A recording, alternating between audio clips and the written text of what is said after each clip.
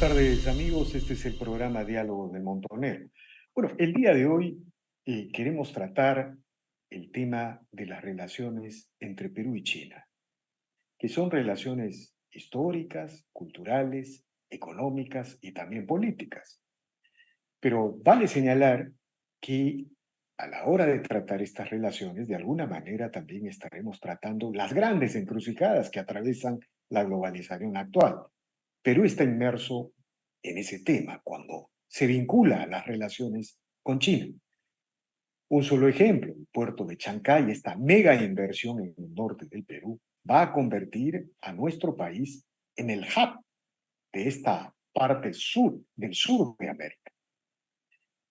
Partiendo de este criterio, vale señalar que se acaba de publicar este libro que ustedes ven en pantalla, que se llama Perú-China, que ha sido publicada por el Centro de Investigación de Minería, Ambiente y Desarrollo, CIMADE. En este libro que ustedes pueden ver aquí en pantalla, en realidad se hace un reportaje a la historia de las relaciones entre Perú y China. Se atraviesa varias etapas de nuestra historia republicana, desde el momento en que la presencia de la migración china estuvo en el Perú, se va desarrollando, describiendo, digamos, el curso a lo largo de nuestra historia, nuestras décadas, y también atraviesan etapas muy interesantes de la historia mundial, por ejemplo, la Revolución Cultural China, que para algunos les puede parecer un hecho muy lejano. Aquí también estuvo presente, tuvo que ver con la realidad peruana. Ahí está el fenómeno de Sendero Luminoso influenciado por este proceso. Bueno, entre los autores de este libro está el reconocido periodista Gonzalo Rojas, quien ha tenido la gentileza de aceptar este diálogo, esta conversación. Y le decimos, buenas tardes, Gonzalo, gracias por aceptar esta conversación. Buenas tardes, Víctor Andrés. Más bien las gracias a ti por permitirme participar en el programa ante la gran audiencia que tienes y además cubriendo, como lo haces, un vacío inmutable que existe en el Perú con respecto a un tipo de prensa reflexiva que vaya más allá del acontecimiento del baile o de la macana del día y que proponga a la gente reflexionar y pensar sobre la República, sobre el país, sobre la política. Creo que tiene un gran mérito el trabajo que haces y es un honor estar aquí. Gracias, Gonzalo. Ahora, este libro es una investigación, pero antes, un detalle, se presenta este Así jueves es. Sí. 26 de julio, ¿no? Claro, Este jueves a lo las 7 de la inmediato noche. es, sí, 7:30, Siete y media. sí, en el Centro Cultural de la Católica, este jueves 26.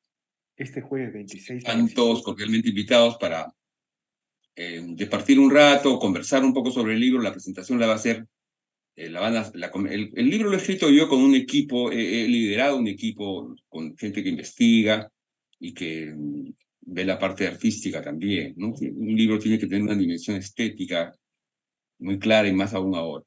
Va a estar Mercedes Arauz en los comentarios de la parte económica, César Campos en el tema de actualidad y algo quizás de la geopolítica, y Miguel Cito, que es un historiador de la Universidad Católica, que además está especializado en el tema de la historia de la migración china, ha escrito varias piezas importantes, y además él es de descendencia china, ¿no? Ahora, lo interesante de este libro, digamos, dándole una mirada transversal, efectivamente es un libro en la que hay un texto fundamental, pero también hay una presentación, una gráfica, una imagen muy artística en este libro. Este, lo que llama la atención es que no se trata solamente de un diagnóstico económico de las relaciones Perú-China, Mm. sino es un reportaje a la historia, a la cultura de esa relación. Descríbenos a grosso modo cuál es el espíritu, el objetivo de este texto, Gonzalo. Bueno, muy bien lo has dicho tú, el texto se propone en general como un reportaje o una pieza de divulgación para entregar información apropiada, porque como tú has visto y seguramente también lo has comentado, hay una enorme ignorancia, ¿no? Con respecto al tema China, porque parece ser muy lejano. Entonces, originalmente nosotros publicamos como CIMADE, el Centro de Investigación de Minería, Ambiente y Desarrollo, que preside Carlos Santa Cruz Bendezú, que ha sido, me parece, entrevistado por ti en algún momento.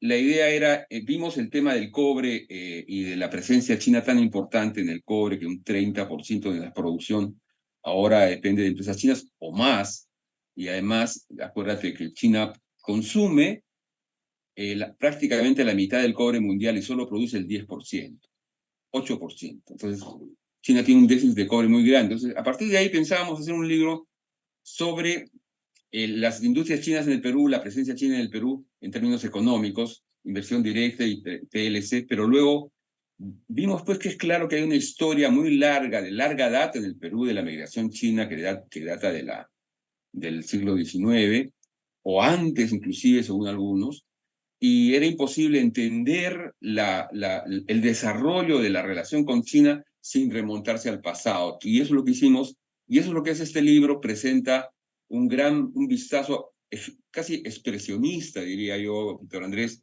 a grandes trazos para que uno se haga una idea, para que el que lee se haga una idea y diga, ah, ya, y pueda profundizar. Pero no pretende agotar ningún debate ni plantear el tema polémico, los temas polémicos, eh, sino inducir a un debate sano y responsable, ¿no? Constructivo. No Claro, ha tenido ninguna relación ni ningún financiamiento chino, es una publicación, Víctor Andrés, completamente independiente. no, no, sí, Eh, eso se nota desde... Además tiene un sentido histórico, cultural, ¿no? No, en el sentido siguiente, o sea, aquí se describe la llegada de las primarias migraciones chinos, incluso en el segundo capítulo, si no me equivoco, se, se titula El país que encontraron los migrantes, algo de ese tipo, ¿no? Y bueno, y se va desarrollando y las primeras imágenes que vienen, pues es el chifa, hay una mixtura cultural, claro, hay un diálogo. lo primero que viene es el tema cultural, pero la primera pregunta que nos hicimos con el equipo de trabajo, pensando en el tema, era, ¿por qué vinieron tantos? ¿No? 100.000 entre 1849 y 1874, llegaron más de 100.000 culíes, 100.000 trabajadores chinos que llegaron a cubrir una evidente déficit de mano de obra que teníamos, lo que llamaban brazos, ¿no? En esa época. Entonces la pregunta es, ¿por qué vinieron? Porque ya cómo llegaron acá y los maltratos, ¿no? Y la foto famosa del hombre con los baldes y con los grilletes y el sombrero en cono, era pues ya manida y realmente ese miserabilismo, además, esa cosa de solo ver la parte y no ver la parte cultural. Los chinos tenían una civilización milenaria, 2000 años de historia. Habían sido más desarrollados que toda Europa hasta antes de la edad industrial. Lo dice Kissinger, lo dice la gente. Entonces, descubrir eso para poder entender, Víctor Andrés, cuál es la situación actual, porque la disposición actual, por ejemplo, de los chinos que vienen, de los propios hijos de chinos que viven en el Perú, de las propias familias importantes, no se puede entender sin mirar la historia. Somos, como dice creo que Álvaro Pombo, más que naturaleza, somos historia. Es la Ujú. historia propia, la historia del país, la historia del momento en el que vives, la que te hace ser lo que eres, no la naturaleza forzosamente, no solo. Es Ahora, si, interesante ver eso, ¿no? La historia es lo que nos explica las cosas. ahora, y si yo te preguntara, de acuerdo a las investigaciones que ha desarrollado con este equipo en el que también está Carlos Manrique, el, Carlos Manrique es el jefe de investigación. el periodista de larga trayectoria, director de Carlos Europa. Manrique Negrón, ¿eh? No el de Clay. No, no, claro, Carlos Manrique Negro, un periodista de larga trayectoria. Sí. Yo cuando estaba en Correo aprendía de de su industria periodística porque realmente era uno de los mejores tituladores, no sé si esa palabra existe en el país Ya. en ese entonces, pero ¿Y tú? digamos, si te preguntara por los momentos, por los hitos de esta relación cultural, social, histórica entre los peruanos y los chinos en nuestro territorio, ¿no? Bueno, ¿Qué nos dirías? ¿Cuáles serían esos hitos? un hito notable, obviamente, lo que ocurrió al final, al promediar el siglo XIX con Castilla en el gobierno, y Castilla manumite declara ya la abolición de la esclavitud en general, porque antes en la independencia se declara la abolición de la esclavitud de los antiguos, de los nuevos, ya no iba a haber nuevos esclavos, pero Castilla dice ya no, y manumite a los, y además elimina también los impuestos que se adjudicaban a a los indígenas, ¿no? Entonces, hay un cambio ahí notable que si no fuese por la migración china, por ejemplo, los chinos trabajaron en el guano, en condiciones muy duras. En las islas guaneras no hay nada, es un clima inhóspito, no hay agua, es una cosa muy dura. Y sin embargo llegó a haber pequeñas ciudades en las islas guaneras hasta de 2.000 habitantes, básicamente chinos y gente que había sido sacada de las cárceles, ¿no? El aporte y también en los ferrocarriles y en las haciendas del norte. Este primer momento es clave para la economía peruana que estaba estancada y paralizada también por las revueltas, ¿no? Un segundo momento yo pienso que es cuando acaban los contratos hacia fines ya del siglo XIX. Los curíes que venían eran hombres jóvenes solteros. Entonces se casan con mujeres peruanas de las ciudades cercanas y se va produciendo un mestizaje muy interesante, porque de ahí proviene el chifa. Por ejemplo, en Chepén la mitad de los pobladores son de origen chino, ¿no? El chifa dicen que se originó en Chepén, ¿no? Ah, Este, mira, mira ese detalle, mira ese detalle. es, otra cosa, Víctor Andrés, que me llamó la atención, que sí me parece interesante compartir. Unanue, el que fue uno de los primeros próceres de la independencia, fue pues antes un hombre del virreinato, fue el segundo del virrey, un hombre muy importante. Se pasó al lado de los republicanos e imaginó la república como la conocemos. Pensó un país y se dedicó a construirlo. Y Unanue dice, lo dice Carmen McEvoy, en un momento dice, el futuro del Perú estará en el imperio, está en la relación con el imperio chino. Lo dice Unanue, que era un visionario, un hombre como los padres de la patria en Estados Unidos, un positivista, un hombre que viajaba a Europa cada rato y estaba enterado de todos los progresos de la ciencia. No hemos aquilatado, Víctor Andrés, algo que seguramente a ti te interesa comentar, la importancia y la visión de nuestros próceres, entre otros Unanue, un gran además médico que fundó la Facultad de Medicina, que es una de las mejores facultades de San Marcos hasta ahora. Seguro Unanue sabía pues que antes del siglo XIII, como tú has dicho, antes de la Revolución Industrial, China tenía un ejército, no sé de cuántos miles de barcos de 5 pisos, cuando los europeos vivían en chozas, y esa Sí, flota china podía conquistar el mundo sola.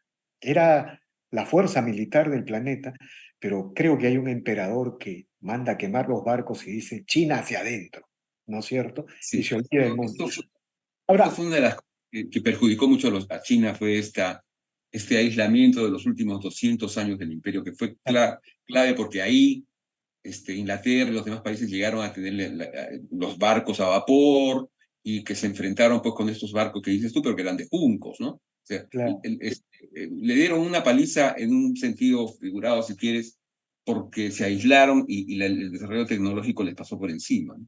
Ahora, antes de hablar, después te voy a pedir que nos muestres unas láminas que tienes para describir tu investigación. Y mira, antes de hablar, también hay un momento muy negativo no de la China, sino del poder político chino en ese entonces, ¿no?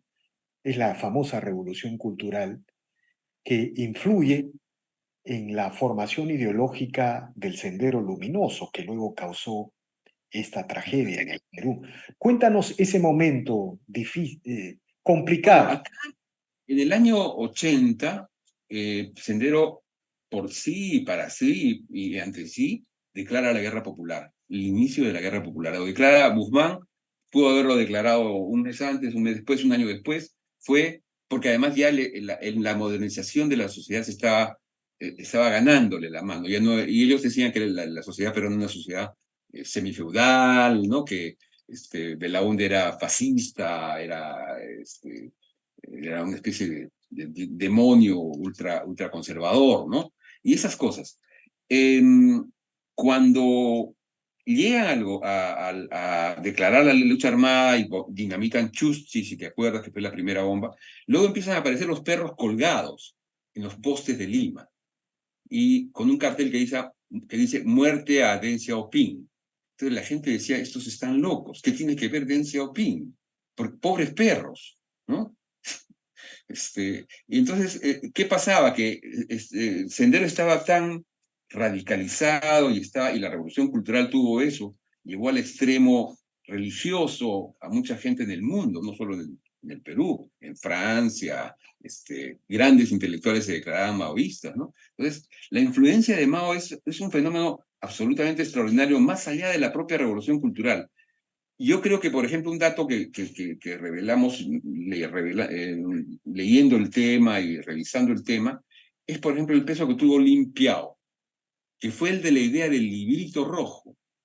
O sea, a Mao no se le ocurrió la fórmula marquetera, la Biblia, el pequeño, ¿no?, libro rojo para que todos puedan, los soldados repitan de paporreta y convertir a Mao en un ícono prácticamente religioso, ¿no?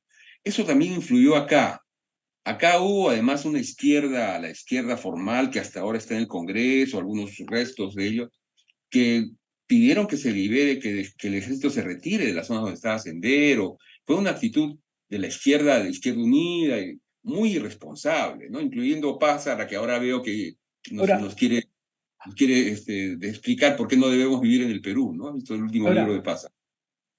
Entonces, esa izquierda fue captada, nunca tuvieron un mea culpa, y esto se ve en el libro en alguna medida. No es un libro sobre el tema político, pero está ahí la historia, está la foto del policía bajando el perro, y está también el desarrollo que hubo en China, cuando en China ya estaba Deng Xiaoping con una revolución capitalista, que decía, acá seguíamos en el maoísmo del siglo de la década anterior.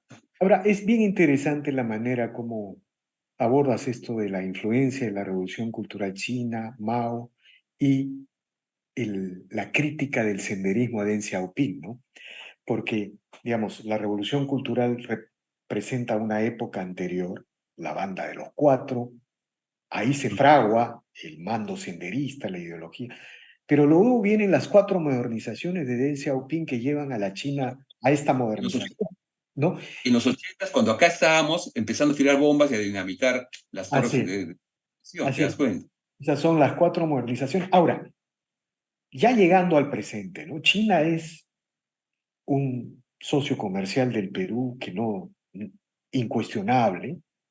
La mayor parte de la inversión extranjera es china.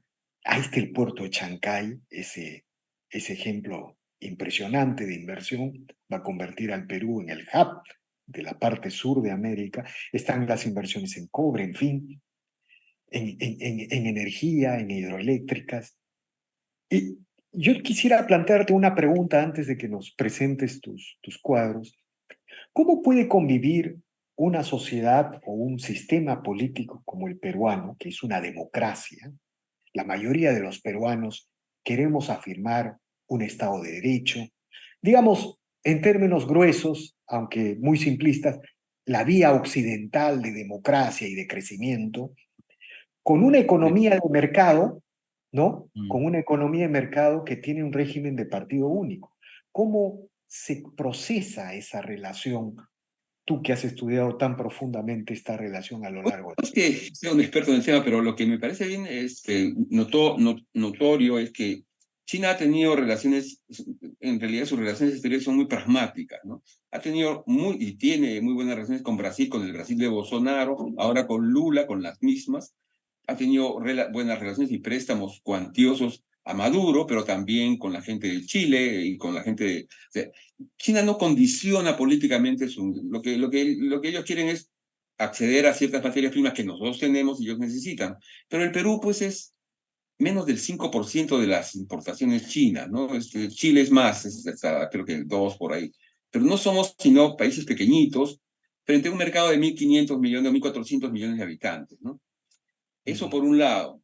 En el desarrollo de las relaciones con China, el TLC fue muy útil, nos permitió un crecimiento enorme en las importaciones y exportaciones, y también la inversión directa ha sido muy importante.